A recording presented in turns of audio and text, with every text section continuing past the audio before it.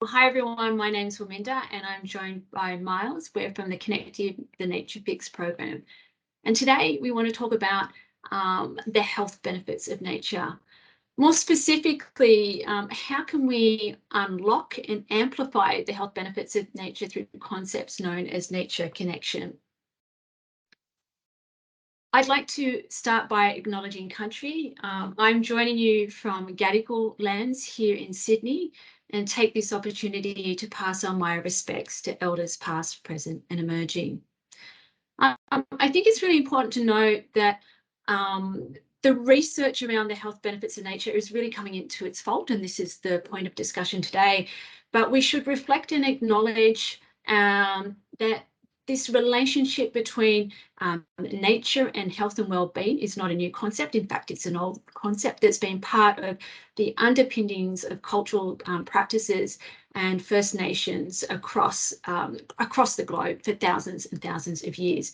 And just want to respectfully acknowledge this as we move forward. Okay, so we got a great deal of interest from this webinar, which we were really excited to see. I think the thing really to note here is that we've got a range of across disciplines. We have representatives from the health and community service sectors, conservation and land care groups, green and blue space owners such as councils and parks. We had even some interest from the corporate sector and thinking about applications within the workplace, individuals from horticulture, landscape design, a fair bit of interest for landscape architects, a range of research and research institutes are joining in this conversation. What were you hoping to hear from us? Well, as you would expect, a broader introduction and better understanding of the topic. What is some of the latest research and what resources might be available? Some were interested from their own personal well-being, you know, how can they engage with nature for their own well-being? By bulk, there was an interest around what is the latest research, evidence and applications, and how can I apply that within my own workspace and work environments? So that's helped to inform the agenda here today. We'll start by giving a quick introduction on who we are. We will start with the why. It's important to start with the why. Why do we need nature? And then move to the how. How can nature connection help? And we'll talk about concepts of contact and connection with nature and the benefits of that and some of the latest research. We do have a lovely Nature Connect activity that we'll share with you. Following that, we'll talk about nature connection more broadly in application, giving examples of some of the work that we're doing, including touching on points of some of the research we've been undertaking with Macquarie University. And finally, we'll end with some take-home activities that you can enjoy in your own green spaces in your own time. So this is us. I won't dwell on this slide too long, but just to say in this instance, we're coming together for a common purpose about the health benefits of nature, but more broadly about sort of nature-based solutions and design.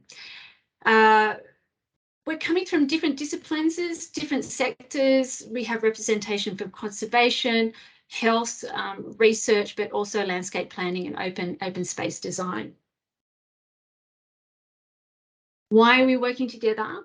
Well, like yourselves, we firmly believe that if we can improve our contact and connection with nature, it's a really important solution in addressing some of the key challenges that we're facing today, both from a human health and planetary health perspective. Just to unpack that a little bit more, we know that how we engage with nature, and also how, in some regards, how we design nature can have a huge influence on huge benefit in addressing concerns around human health, such as mental health, social health, and even physical health. And also how we engage with nature and facilitating behaviours toward increasing concerns around planetary health can also help to address some of the key challenges we're facing today, obviously climate change and also the scale of biodiversity loss that we're facing.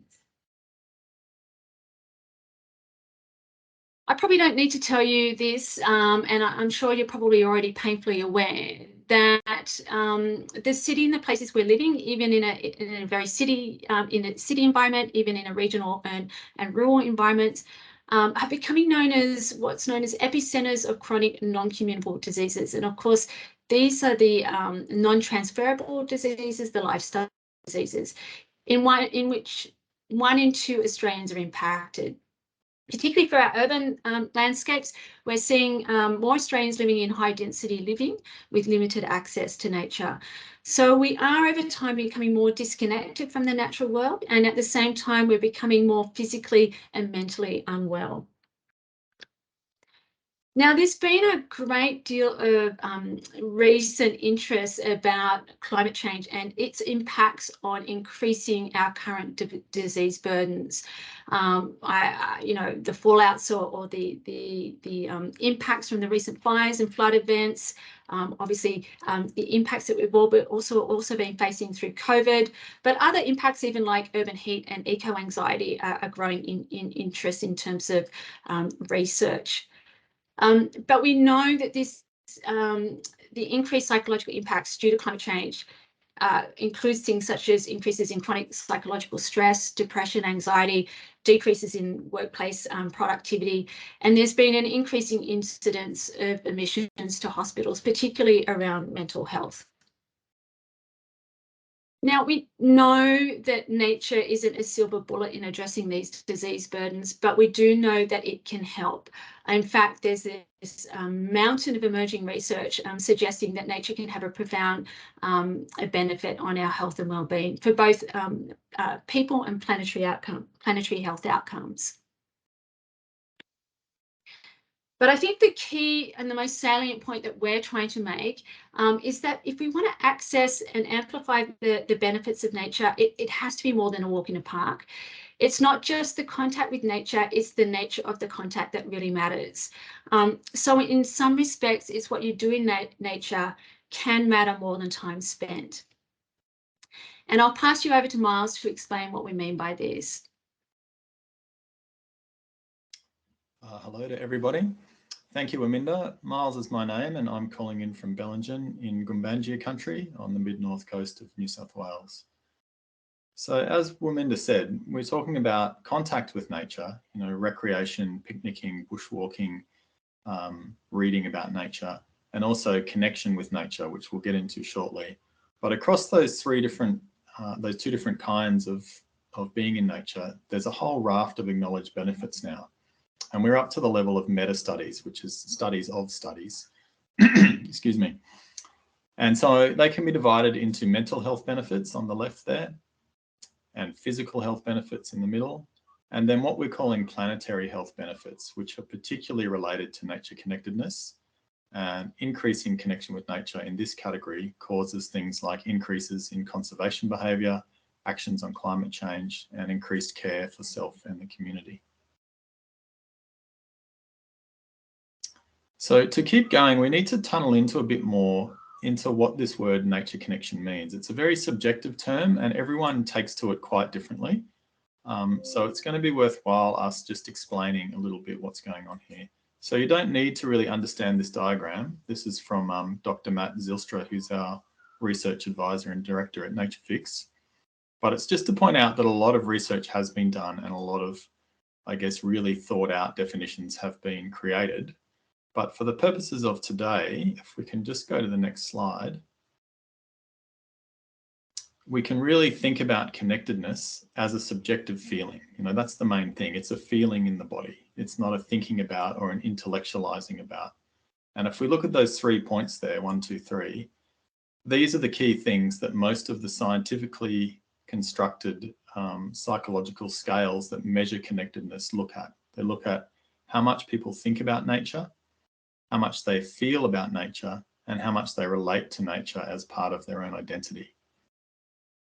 And, you know, there was a call for getting sort of the latest research here. So we did tunnel in and get some meta reviews that have just come out in the last couple of months. So one at the bottom there is out of the UK.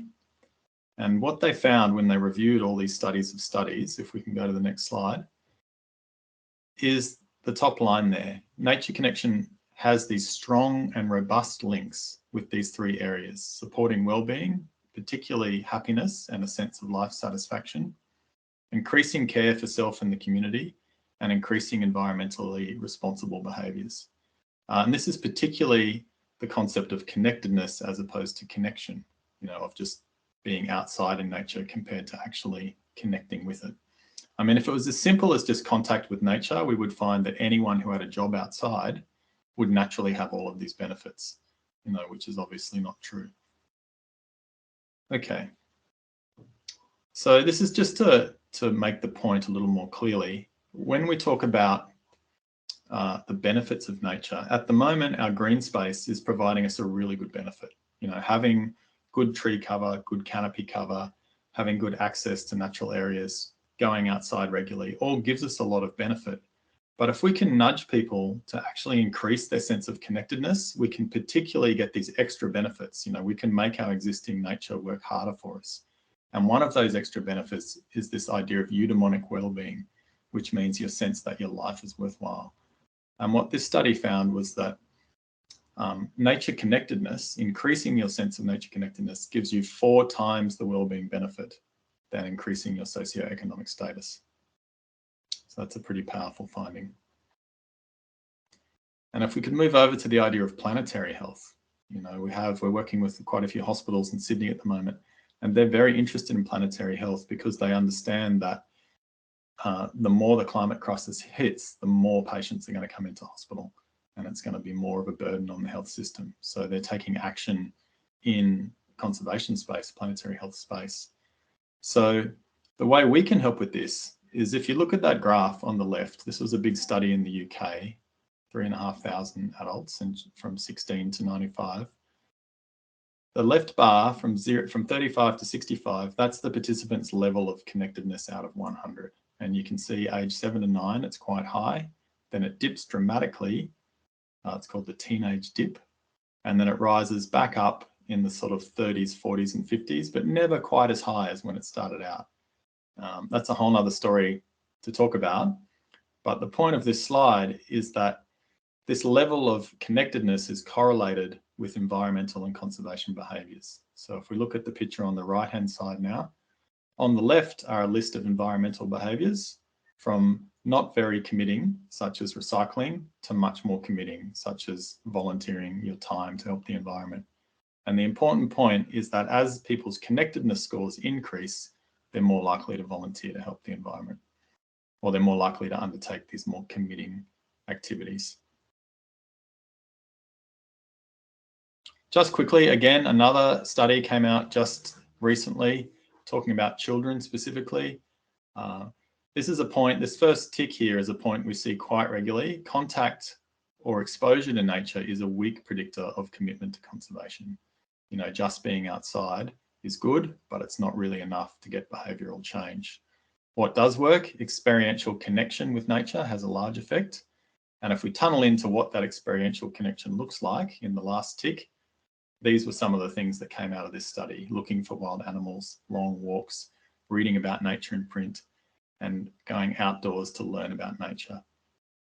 We have sort of, I guess, been a bit hard on this idea of pure information not being useful.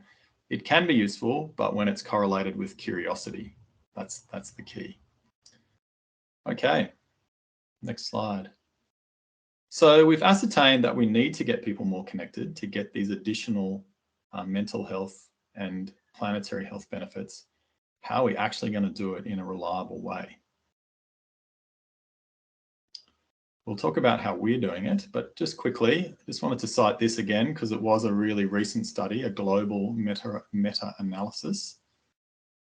And the 3 key points out of this study was that connectedness is best increased with direct contact and mindfulness in nature. We're really going to expand that category of mindfulness coming up soon. Number 2 was really interesting. Like, it's quite easy to get a state change. It's quite easy to get a change in the moment, but to get longer lasting change is difficult. So this study found that if we have longer interventions, we can get long lasting results. And finally, that third one, environmental education found to be minimal. As I said before, I know some really good environmental educators, and where it does work is where you pair the information with the curiosity. Okay. So how are we doing it? We've gone, we've combined many, many years of doing this in practice, in facilitated workshops, with a really long multi-year journey into the science. And we've come up with these 12 gateways of nature connection. They're a little bit too complicated to show on this slide. So we've just simplified it to these 4 categories. You can create a bump in connectedness in someone through having them notice nature, through things like mindfulness, sensory awareness, or emotional connection. You can increase it through a sense of connection, through embodiment, and through reflection. So pretty shortly, we're going to give you an exercise to do, which is, it could seem quite intuitive, but I'll just point out now, if I look at the gateways on this slide, that the ones that we're going to be opening through this exercise will be mindfulness, sensory awareness, emotions, awe and beauty, optimal nature, and meaning. So every time we create a routine, we're trying to activate at least a few of these gateways. Okay, the next slide. So this activity is called Feel the Flow. It's about 3 minutes. So if you just want to get yourself comfortable, if you've got headphones, this would be a great time to put them on. And we're going to play it for you now.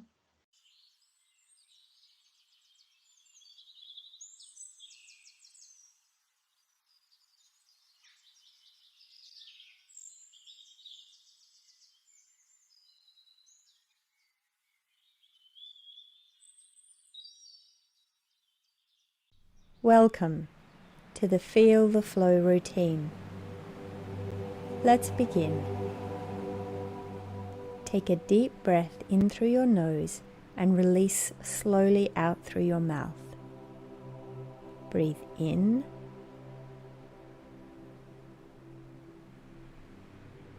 and out.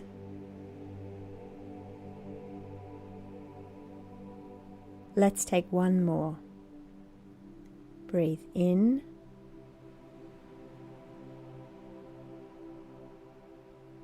and out.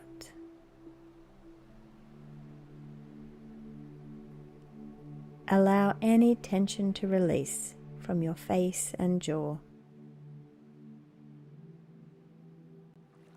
Listen in to the sounds of the running water. Pay attention to the many sounds that it makes. You may find it easier to listen if you close your eyes. How many different layers or voices of the water do you hear?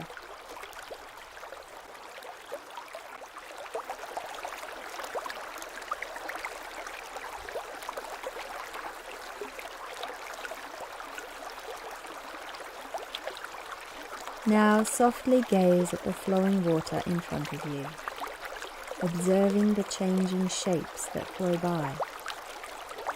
What different patterns and forms can you see? Finally, follow one of the water ripples as it moves down the stream. Watch how the shape changes in form until it disappears. How does this make you feel?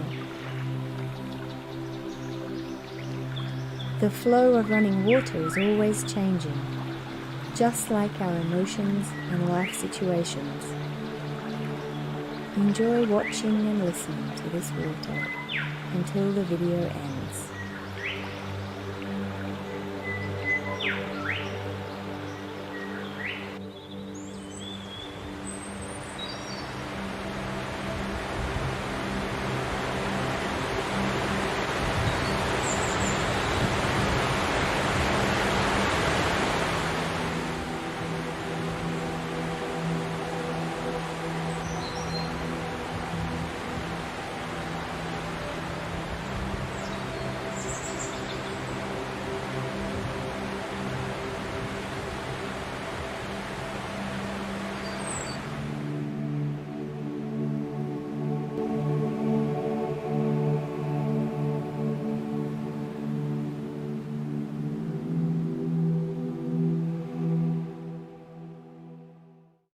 welcome back, everyone. I hope that you found that enjoyable.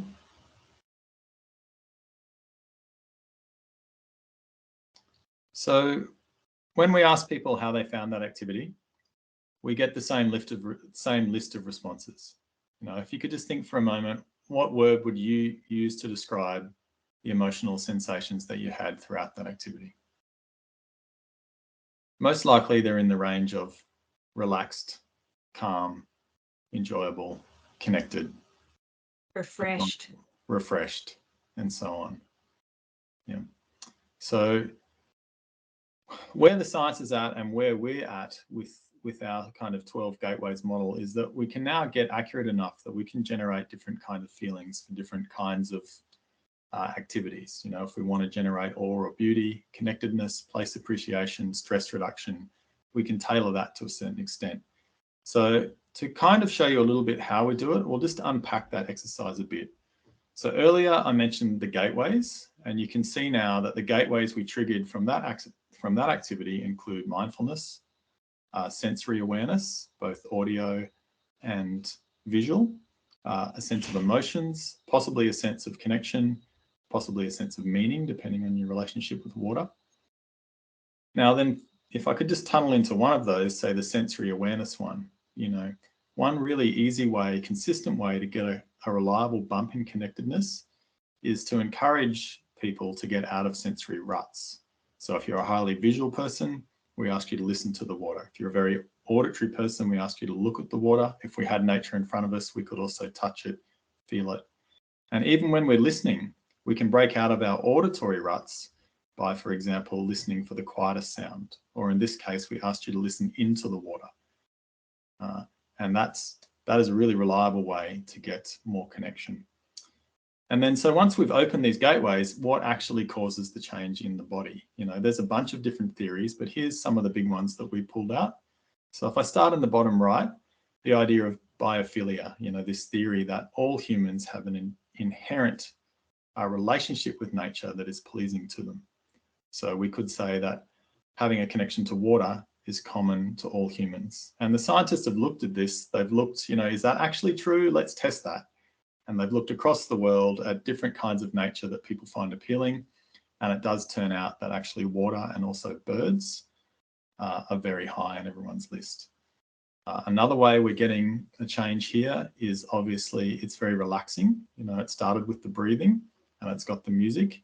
And so we're activating, you know, the vagus nerve or vagal nerve and turning on the parasympathetic nervous system to cause emotional and nervous system regulation. That's the theory top right. Another thing going on in this activity is we're tapping into attention restoration theory. This is this idea that although it's taking energy and effort to watch the video, you know, you're still involved. The attention of looking at nature, because of this idea of soft fascination, is actually restorative. It's not draining on us. So there's a whole story going on there. As part of that, this idea of fractals, you know, there's some great research around how pleasing and engaging the fractal patterns are to human beings. There is one study that says looking at fractals can have a similar effect on your body as listening to classical music. So if you think about that exercise, there was a lot of repeating patterns and we had you really looking at those patterns. So what we like to say is simple but not simplistic. You know, it seems really obvious. Yeah, listening to water is great. I have a water feature, you know, playing in my yoga studio. But we're trying to demonstrate that we can actually really back this up with some good science. Thanks, Waminda. Next slide. So just a quick recap. Contact's great. Connection, supercharging the benefits. And this is getting traction. If you keep tabs on our blog, which we'll give you a link to at the end, you can see we're summarizing some of the latest research around this. Thanks, Miles. Yeah, I just to echo that, we know, and I guess this is underpinning the work, we know that contact is nature's good, connection's better, and it's really encouraging the level and scale of organisations that are really starting to jump on board quite firmly to the health benefits of nature. So we're talking here nature connection, but there's a whole range of other terms that are out there: biophilic design, nature positive design, outdoor therapy, regenerative design, nature play, forest bathing. We're seeing a range of organisations coming to this at different angles and lenses in terms of individual health and well-being, through to how do we actually design our landscapes to implement or access some of these health benefits of nature. And here's just a quick listing that we've put together, and it's by no means exhaustive, but it's just to say, look, there's a range from anywhere from sort of land care groups through to therapeutic horticulture, to sustainable health, through to nature play, and a suite of interests around research. Power Lab in particular, collaboration between New South Wales and University of Wollongong are doing a great deal of work in this space. So are groups at Southern Cross University, etc. So if we know that contact is good but connection is better, I think we personally went on a bit of a mission. Is like, how do we actually start to encourage people to notice, appreciate and relate to nature as part of their everyday? Another way of thinking about this is, if we know that nature connection is good, how do we actually scale that benefit so everyone can access those health benefits? And we landed in a number of places, but one of the places we did land is through NatureFix, and this is an app-based program. So we're using tech to essentially get off tech in some regards. And this is a self-guiding nature wellness program.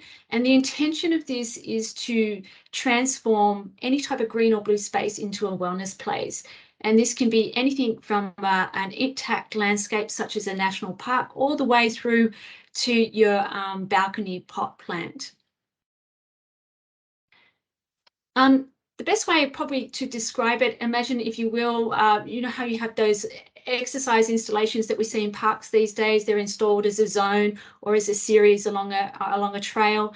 Very similar concept, but in this instance, we're designing activities that we match to the type of nature that's available.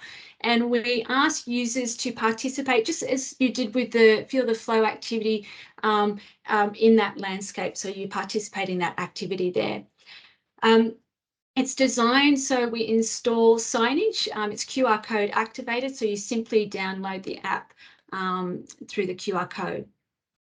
It's geolocated as you're moving through the landscape. The activities pop up on your phone. And here are some of the examples of some of the other activities that we have. We have over 50 different routines that we match to the different types of nature that's available.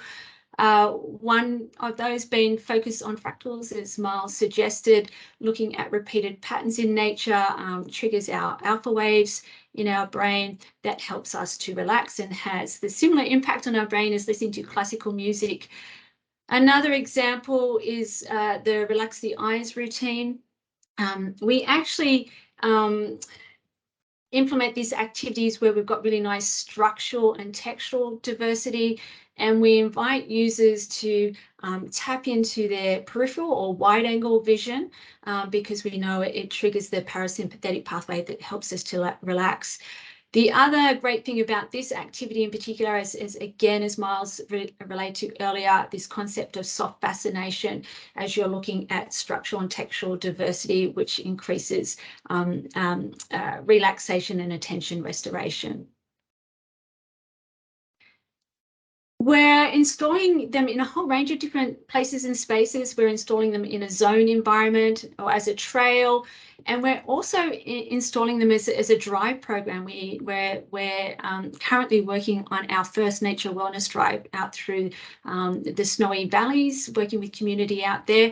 And the great thing about this is we've got a whole range of activities across the different landscapes and different places. So you can get a whole range of different types of nature connection activities with all these amazing wellbeing outcomes. I think one of the key things we're really aspiring to through NatureFix and the app is we want to be able to access as many green spaces as possible. So we want to be able to target key areas that we live, work and play in our landscapes. So we are installing currently with the program in a range of hospital campuses and has a whole range of applications within health centres. We're installing the program in parks and botanic gardens. We're having some really encouraging discussion with land care groups, restoration groups, as we'd love to install the program working specifically on landscape restoration. It can be applied in a workplace, your workplace environment. There's increasing in green roofs, green walls, etc., that we can link and make people access to the health benefits even in those smaller spaces. We could be even accessing nature to and from our way to and from work as a commuting experience. And of course, a lot of us are working from home. So how do you access in your own backyard or your own treescapes or your own local parks? As Miles will touch on later, we're installing in universities, and we'll talk a little bit about the research program we have at Macquarie University. But of course, it can be applied in a whole range of learning settings. We've got interest from primary school all the way through to high school as well.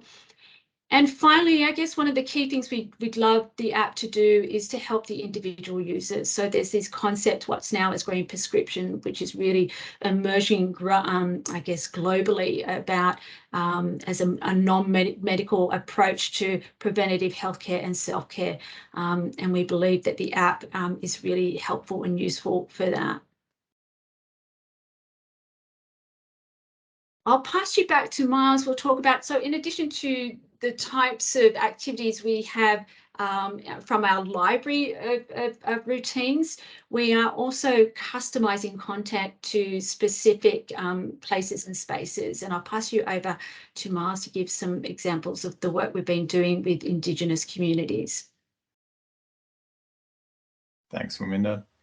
Yeah, so I think we've established that we all need a connection to nature. You know, it's kind of like a vitamin. It's an essential part of our health and well-being. And, you know, in this country and perhaps any colonised country, we also have an obligation and a need to understand the local places. And it's our commitment at NatureFix to bring those stories out, excuse me, and provide a voice to local people that can not just connect to nature, you know, in a general sense, but connect to country, to the very specific places that belong to those language groups. So to do that, when we install a trail, we seek to partner with the local land councils or elders groups or with the Aboriginal health units and to establish some kind of local content. So that's been going quite well. Obviously, it's a story, you know, we've got a lot of common ground there. So this one on the screen is from the Snowy Valleys Wellness Drive. And this particular trail includes some creation stories by a local storyteller. And then we co-created a piece around water, around the healing values of water. And then we worked with the Land Council to come up with techniques that would really work for non-Indigenous people to have that experience. So good co-creation process. There's also in Randwick, we worked with the local groups there on some language, encouraging people to call out to country, you know, in language. I mean, the real key of all of our work, including the Indigenous engagement, is, you know, more feeling and less just straight information, you know, to actually get involved in the story in some way. Next. Yeah. So move through this a bit quicker, but this is our research program at Macquarie University. So just acknowledging all those wonderful academics on the screen there that have been part of this or will be part of this or are supporting it. That's what the trail looks like. It's 5 stations along Mars Creek. And essentially we have the students do this in the same way that you did just before, and then we ruin their experience with a lot of psychological testing before and after. The testing has been, can we go to the next slide? Thanks. This is what we've been testing in the last 3 years. We've been looking at mood with a bunch of different scales, but mainly the positive and negative effects schedule. We measure nature connectedness via the nature inclusiveness scale. Just this last year, we did attention restoration. So the students had to, this is undergraduate and master students, had to do the trail and then do some complicated maths remembering, and we tested how their cognition improved. And most of the trails, we've also tested place appreciation, you know, how much more connected people feel to the place. the results have been fairly remarkable. From just 20 minutes a week, 38% happier, 20% less negative, 30% more connected, and remember connectedness has all those knock-on benefits, and then 20% more appreciative of place. But the really interesting finding from some statistics we ran just last month was that if some students started out with low positive emotions, they got a 69% boost in their positive mood and a 33% reduction in their negative mood, much, much more than just the general average. So, you know, to us, this says this is great mental health first aid. We're also measuring connectedness because, as we've been really pushing the point, it has a bunch of knock-on effects. So it's worth looking at this graph. On the top, you can see that most people rated their sense of inclusion in nature. It's really, the question's really asking you, how much is your identity linked to nature? And so most people rated themselves 2 and 3, which is on the lower end. And then after doing the NatureFix walk, everyone pretty well moved to the right to 4, 5, and 6. And I should say too that we did run controls on all of these. So we had the students walk just a walk in the park, literally. And they did improve on all the measures, but not nearly as much as we're seeing with the connectedness.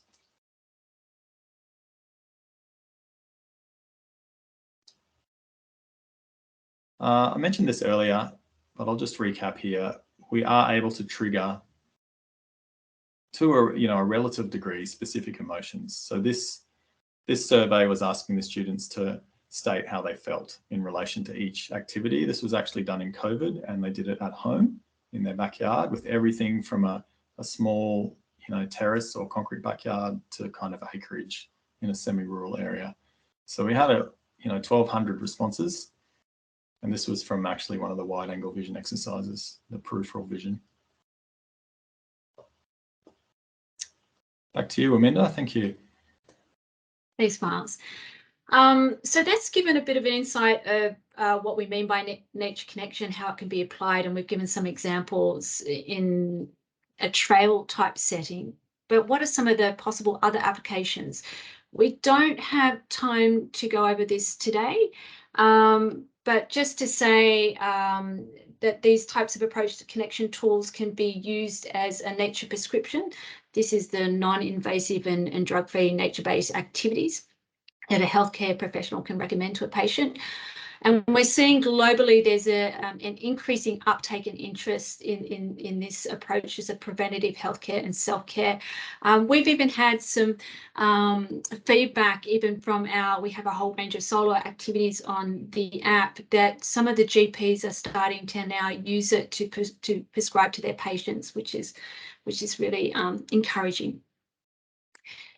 The other area that we don't have time to talk about today of where we feel nature connection can enhance our well-being in the places and spaces we live is through design. So how do we actually design to enhance engagement with nature within nature-based design? So nature connection in some respects can really support and enhance this concept of biophilic design, which is really growing globally. Not only can you design for nature connection, but it's also a really lovely way to activate place, there is a beautiful opportunity for many people to bump into nature in a way and through the activities that we've designed to give them a much more deeper experience in that place. And of course, by designing our landscapes that almost subconsciously as well as consciously building connection, we're maximising opportunities to address mental health, physical health and social resilience as well. And Miles, I'll pass it back to you to take us through some of the take-home activities. Yeah, so if you scan the screen, you'll be taken to the App Store where you can download the NatureFix app. The app is really, it's 90% place-based. The idea is that you go to a trail near you and you can walk through that trail and do the activities in situ. But if you aren't near a trail, there are half a dozen or so activities in the app if you hit the solo button, and you can do those at home. They're quite similar to what the students did in that research. So we're pretty confident that you'll get a good result. So enjoy those. And finally, this is us and our contact details. If you're interested, we do have a newsletter that we put out. We don't put it out super regularly, but we're committed to summarizing some of the latest research and putting that out in a digestible form. So if you're interested in seeing what we're up to and receiving some of the latest news, then please head over to the web and sign up. Well, thanks everyone. Thanks for joining us. I guess the other thing I'd probably like to finish on is saying that we're very keen and open to collaborate. I think, you know, the more we can come together as a community around this, the better. So if you have any ideas or suggestions to collaborate, we'd love to hear from you. Thank you. Absolutely. Thanks, everybody.